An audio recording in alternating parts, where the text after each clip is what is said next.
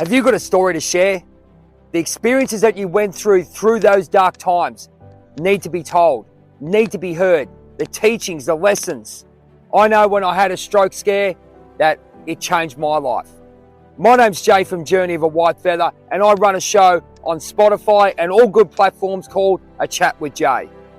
I talk to normal everyday people who have had experiences that need to share their teachings with the world. I speak to celebrities who are there, who can give you advice how to become a better person. Bruce Buffer, the Kings of Disco, Blackie Lawless from Wasp. So many people, but I love talking to the normal everyday person that gets up every morning to be their best self. If you want to be a guest, whitewarriorhealth@gmail.com. Check out our socials, #JStephenson, #Journey of a Whitefeather.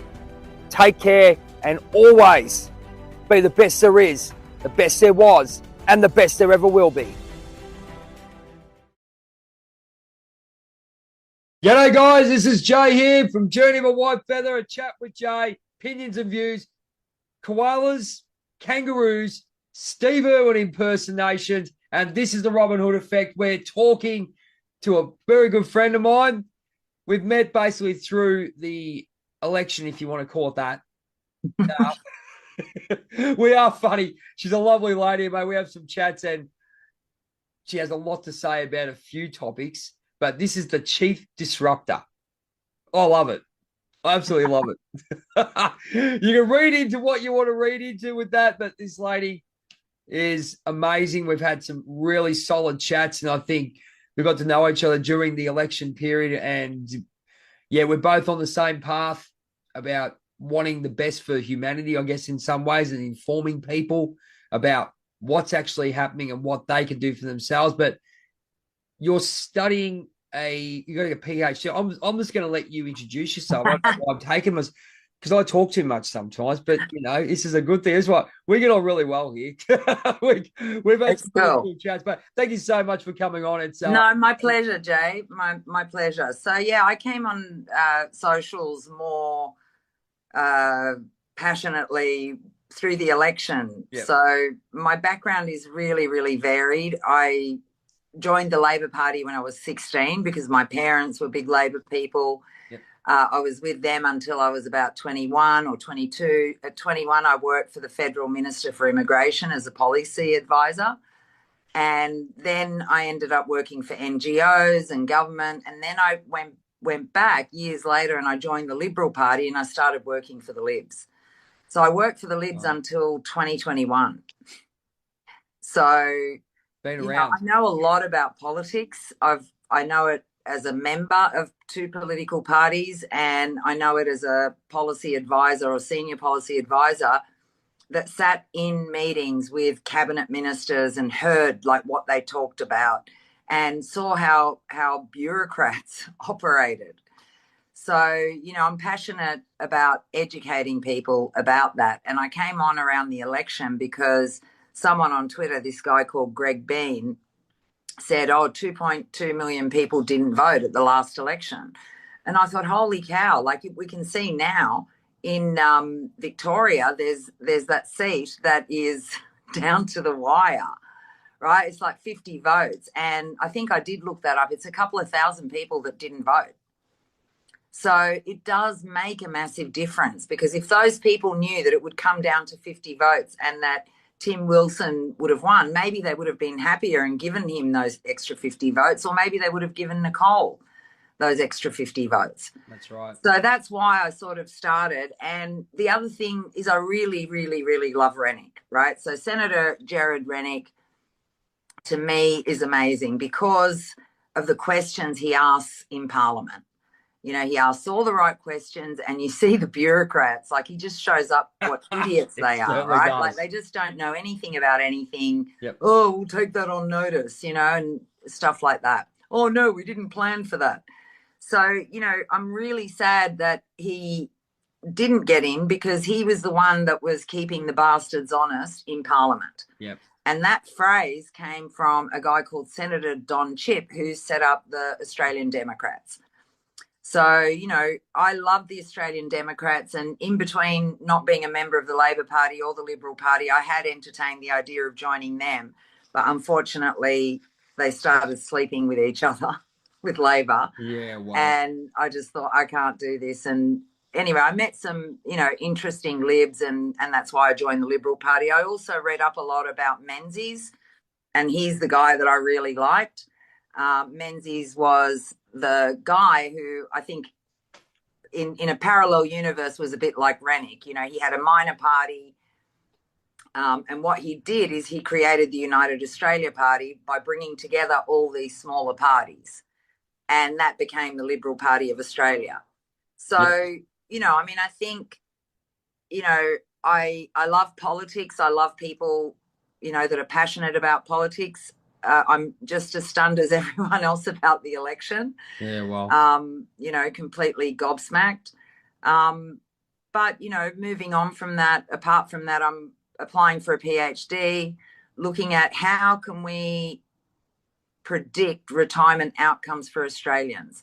And why I'm doing that is because I keep looking at the data around superannuation, and the median super for a man at 60 is 204,000, and for a woman at 60 is like 140,000. So you go, okay, like at 60, you're likely to live another 30, 40 years, at least another 30.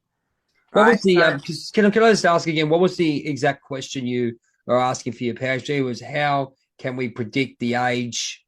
How can we predict retirement outcomes for Australians, right? So how can I predict that you're going to be at risk? How can I predict that you're not going to be at risk?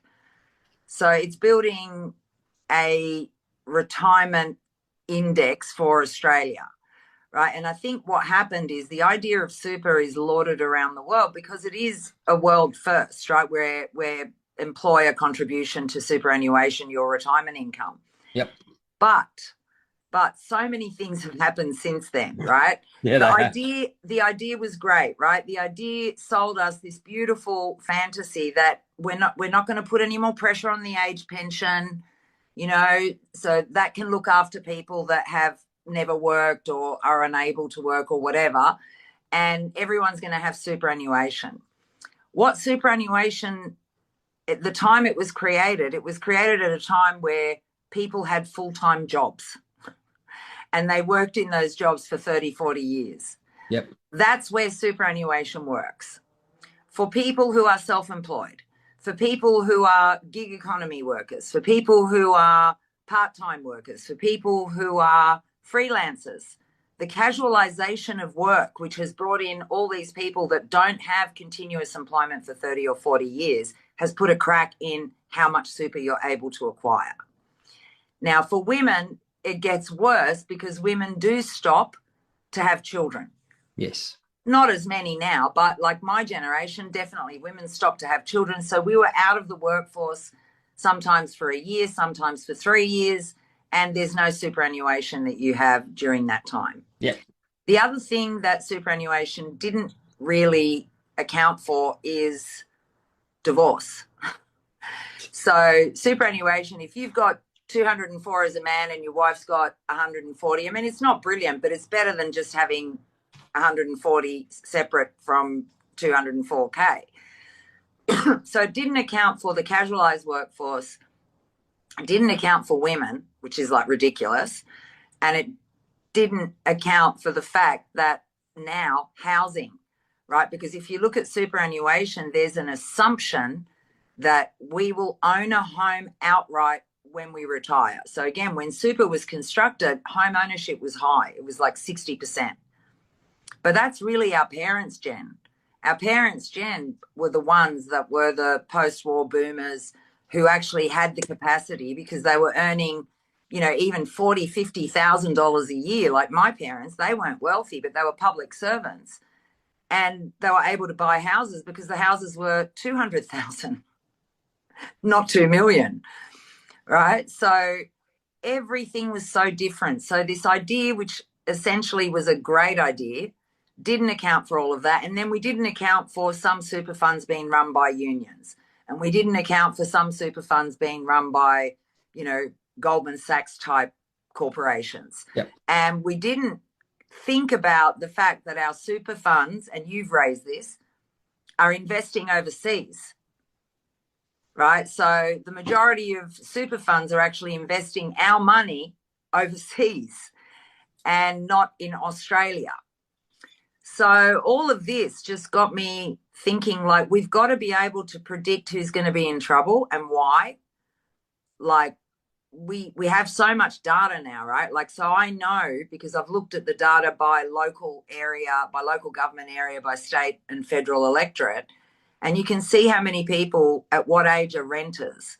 So if you see someone at 45, that's the demographic that I look at, because they've got 20 years to retirement and they're renting.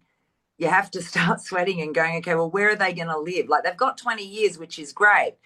But, you know, this is where I had some trouble with people suggesting, like, yeah, let's raid our super. And initially I was totally opposed to it, because I'm like, raid what super? You're going to have 204 at the end. That's not even going to pay off your mortgage, right? So you raid your super, you've got less chance of rebuilding that unless you're in your 20s. If you're in your 40s and you're raiding your super, you've got very little chance of making that back. So I started to worry that then you're going to have to go on the age pension. And the problem with that is the age pension sucks, right? Like, it's really not enough to live on unless you own your home outright. So I keep going around in these circles and I go, okay, we can predict who's renting. Therefore, why aren't we predicting what housing is needed? Because I can look at the data from 2021 and I can say, well, the 55-year-olds, the 65-year-olds, the 75-year-olds renting, that's unsustainable. We've got to build the right housing in those communities for those people to have social housing. But, you know, like, we blame migrants and all of that, but fundamentally the blame lays with the fact that government, state governments, stopped investing in social housing. I'd like to take this time to shout out our supporters at Liberty Bullion, the best gold, silver and platinum traders in Melbourne, even Australia. If you want to give them a call, their knowledge, their customer service is second to none. Back to the show. So there's such a backlog. In New South Wales, 10,000 wait list. And I reckon now it's must be 50,000 wait list. Can I jump in on those ones? I think you raise a hell of a good argument. I really do. And I think when you actually break down what you were saying, it makes a lot of sense. It's basically mismanagement on, we can say, immigration and all that. That's totally. But, I mean, that's part of it. I'm not, yeah, you know. No, you're exactly right. Yep. But if government did its fundamental job, which is provide social housing for those that need it. That's right. Right? We would be having less of a conversation. Still, housing, we'd probably still have another issue with the price of housing, but that's really investment properties. That's people getting all these benefits to have 20 investment properties and then put that on Airbnb instead of having it available on the private rental market. Yeah, you know, so it's systemic, right? And it's not simple. It's complex. Immigration is part of it. But again, like, I remember when I was a kid, there was, I want to call it council housing. I don't know if we ever called it that. Maybe that's the UK. What do we call it? Local, like, they had small, like, worker housing. Yeah. It was housing, like housing for workers. Yeah, I can't remember. Commission homes, they were calling. Yeah, housing commission. But, you know, they had them for working people. It wasn't just like people on benefits. They had them for working people. And I worked for the Minister for Ageing and Disability in New South Wales, which was part of Family and Community Services. And back then, you know, I questioned a lot of things. But for example, back then, and that was around 2012, 2013, they were spending $300 million a year putting homeless people in motels. Let that sink in. And you won't find it in budget papers. Can you repeat that for me, please? So in New South Wales around 2013, they were spending $300 million a year putting homeless people in motels. So crisis accommodation, instead of having refuges, because they closed all of them down, they had to put them in motels. So they're paying motels nightly rates for people to sit there. Like, when Gladys got the shits with everyone being in Martin Place, she removed them. They all went to the hotels for a few weeks, right? And then they get put back on the street. So the problem is that they're not actually solving anything. And I remember going to the head of the department at the time saying, why aren't we investing this money in housing? And he said to me, you don't need to worry about that because Treasury pays for it.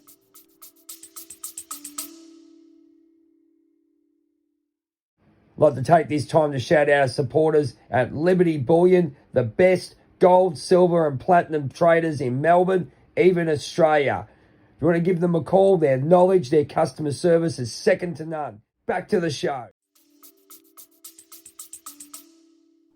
This is the whole point about what's going on. Like, I knew about, they're talking about housing crises, and I want to do a shout out to my friend Shallow Chow. He's he's amazing. I love him. Yeah, Scotty, mate, you're doing a great job with getting people out there regarding building and what's happening. But I mean, getting back to, there's so many points. It's, as I said, sorry, I know I am. No, not at all. Hey, and this is the information. We need to get this info. People like you need to be heard, and this is why I do what I do.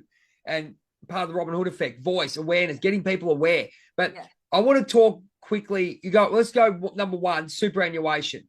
Yes. Let's look at that. Now, I've invested in a self-managed super fund. That's my number one. Now, basically, I want to shout out my supporter, Liberty Bullion and Storm Rake, and my friend Tim from Beat the Reset. Now, we were talking about physical assets with regards to superannuation. Now, whatever happens, which is fine. Okay, we won't have to go into that. But the reason I got into self-managed because I wanted to invest it where I wanted to because it's my money. Correct. Now, you look at people calling superannuation a poxy scheme or whatever they call it. Oh, some funny word. Whatever it is, you know.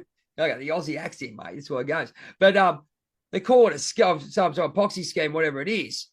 If you really look into it, they are investing overseas. Where's the money coming from with regards to, sponsoring the AFL, sponsoring big events? Keep going. Keep thinking, right, Jay? I keep thinking they're running parties and they're putting 150K here and there, and that's a woman at 60s, median super. That's right. Like that is insane. How can you be spending that on a party? And they do. They don't care. Oh, well, this is the whole point. This is what I'm saying to you. Like, we look at how much money are they making? Look, they're giving us our dividends. No problem, okay? It's all fair and legit. But this is why I pulled my money and went into self-managed super, which I'll talk about very soon. But the idea of superannuation is a fantastic idea until you get the little muddy fingers in there. And it's like anything in life. You put the little muddy fingers in there and, they want to line their own pockets or whatever they want to do. We're not getting the benefit. It is commission housing, as I call it. Plus, you look at the age pension problem, which you was talking about. I mean, and that's the thing, right? So I was against people dipping into their super. Yep. But then I sort of looked into it a bit and I thought, well, if people aren't going to have enough super to do anything anyway, I mean, what's 200 grand going to do if you don't have a house? Like, you're going to be spending that on rent. And then when that runs out, you're going to live off rent assistance and the age pension? So I thought, no. If people want to use that to do whatever, like, build a home or whatever. It's a very backward type of thing. And what I think if you go, and we had this discussion, if you think, right, I do want to invest 10% of my income into my future, right? Now, that logistically, that is a smart move, right? Yes. So that's what we were talking about. But we look into people who go, I want to use my super for investing in the properties and all this kind of stuff, but without the thought of the future. Like, we're talking retirement future. They're looking probably 10 years, I'll make a bit of money, la-da-da-da-da. But you look at it as investing for the future, and it's long-term, like into gold and silver, maybe into some Bitcoin, whatever you decide. But that's the mentality that I've got. That money's not to go, I'm going to go and blow it on a house. But with this so-called inflation and, all the money getting taken out and we can talk about natural resources like gas being taken out and all our natural resources and minerals and all that getting sold for bloody sweet FA. Yeah. And not getting the money back to invest in this country. Because the 12 of the biggest companies aren't paying tax. We know $39 billion a year. That would get us out of debt. I wonder why. Cheap perks. Let's go. Qantas Club. Wonder why Mr. Albanese went in the Qantas Club. Got it for nothing. I'd like to be him too. Anyway, if we're going to get perks like that. But if you get where I'm going with that. So what he's going, it's like the middle class is paying for everything. And this is what it is. And tell us a little bit. So we're not, there was a sort of discussion just before the election saying we're the highest tax country in the world. Yep. we're not the highest income tax country in the world, but if you add up all the taxes that we are hit on, right? And I remember when we all said, yeah, sure, bring in a GST and lower payroll tax, lower income tax. Yep. But they never did. No, they didn't. Right? So it's like we just got hammered, and we are getting hammered. And I love the fact that in Victoria, the farmers are saying, no, enough. Oh, like enough, no more. We're not paying another tax. Did you see the Premier get on there and try and justify it? And I'll tell you right now, this is how I interpret her interview with the 3AW interview. Okay. She comes out, oh, yes, we're going to get this money and we're going to invest in getting new fire trucks. Okay, great. You're $156 billion in debt. You're going to grab the money off these poor buggers, right? And then you're going to go, I'm going to use your money to buy fire trucks, which could be owned by the government anyway, because technically the money's gone through the government. You basically paid for it, so you're paying for the fire trucks. Again, you're paying for it again. My point. And I know we are. There's just too much. And the thing is that we've been so complacent, right? Like in Europe, when they tried to raise the retirement age, people rioted in the freaking streets. Now, by 2030, I think it is, they're going to raise the retirement age for anyone born in 1990 and above to 70, right? Which is, it's good if you're healthy and you've got another 30 years, but it's not good. Okay, I'm going to stop you right there. Do you really want to live your life coming onto this earth, working your guts out and then going from there and not enjoying some time in your life? You go, I've got to scrounge to go for a holiday. Exactly. And that's the thing, right? So when I was against the idea of people using their super for whatever, like to improve their outlook, yep. I was against it. And then I thought, oh, God, everyone's going to end up on the age pension with the median super being at 204 for a man and 140, and say it even goes up to 300. Like you need roughly at least 600,000 to retire relatively comfortably. And right? This is the whole point about looking into different things. Now, if these guys are investing overseas and all that, I have no proof of this.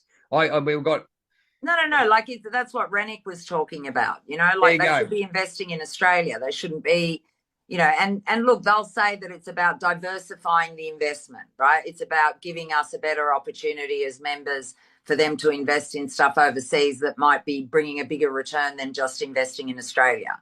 But, I don't know, like I think we've all through the election become very nationalist, and it's like, fuck that. Just put Australia first. No, they won't though. Australia first. Look, we see this, like we're still doing this over the election. Both of you and me, we've had this discussion, right? We're just going exactly what you do. I can just imagine us talking, going, nah. Just put Australia first. They won't do it though. We've seen this though. It's like, yeah, the biggest one I say, right? This is and when you wake up and have awareness, and as I said, Robin Hood effect, have awareness, and you go, okay, I'm going to commit $5 billion to Medicare. Where the hell are you getting $5 billion when we're about $800 billion in debt? What you got your printing press in the back, probably printing money, and that's where, well, obviously inflation, but we got other theories on that too. But seriously, be transparent on anything, but they won't do it, will they? No, and I saw a diagram a while back, right, that this is also a problem. So housing prices have gone up like that. Wages have gone like that. Yes. Right? So like I said before, my parents may have only been earning $50K a year, but they were able to buy housing for like 200 grand. So they were able to buy a house and then pay it off, like very easily within that income, comfortably with a 2-income family. So, there's no chance that someone on 50K now can do it, because entry into the market is at least 700,000, 800,000 a mil, right? If you want to be in the city. So that's the issue. So the other thing that we kind of need to do is you can use your money for whatever, because at the end of the day, you're never going to have enough if you haven't been a public servant or a politician. There you go. I've said it. right? If you've been a public servant or a politician or you've worked for a big corporate for 30 years, you're going to be okay. But the rest of us are not going to be okay. Right. So maybe think about a couple of friends, and people have been doing this for decades, right? Think of a couple of friends and start looking at, well, do we buy land together, or do we think about living together as we get older? Because the rise of single people because of divorce, that's also becoming an issue. So if you have a couple, you've got two people, right, that are able to contribute to something. But if you're single and you're renting and you've got 100K in your super, like, you really have nowhere to go. And I'm thinking we need to come back to community living, come back to a spiritual life where, you know, we go back and we grow our food and we're living in smaller communities, right? And I think that's doable. That's something that I want to explore in my PhD. Like, how do you make sure everyone has housing at a time when we can't control what's happening with the housing prices, right? That's what it is. But how do you still make sure that everyone has a home when they're in their 60s? Like, surely we can achieve that, right? And listen, we're only 28 million people. This is why I'm so disgusted in our government. 28 million people, and we can't get this right. Today I taught a class of high school students. They're here for a week from the Philippines. Do you know the population of the Philippines? 100 million. Wow. Right? So don't at me that we can't resolve this. We should be the shining light of the whole world, of how we are able now to be flexible with superannuation, and maybe realize that we just have to go to a universal basic pension where everyone in means tested gets a universal basic pension, but not at the rate it is now. Right? Pensioners have been skimping out on their meds and food and everything for decades. Right. So that pension, because we're all going to end up on it somehow, needs to be a proper freaking living wage. They won't do that. They won't. Look, if they were really serious about stuff there, we look at, I'm going back to natural resources back when Howard was around. Yeah. All right. We know what we know. Oh, we had all this and that, and, you know, we had a surplus and all that. But what were they selling our natural resource? That's the big thing here. So we should be self-sufficient. Exactly. Senator Rennick said that. With the resources that we have, with 28 million people, we should be rich as anything. Well, everyone should be comfortable, and yet we're not. So it's about priorities. People have been posting all day on socials about the fact that he's just given so many millions of dollars, or is it $1 billion, to Indonesia for their health or something, or education. Oh, I saw that. Yes. I go, what? A lot of people are writing, what about your country? And look, and this is why we do what we do, ladies and gentlemen, because people like myself and the Chief Disruptor getting together and going, we're creating a voice.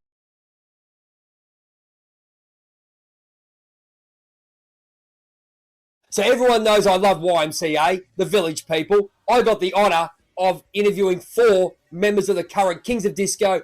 My name's Jay, and I have a chat show on Spotify and YouTube called A Chat with Jay. And today, the biggest interview of my life, former members of Village People, the Kings of Disco.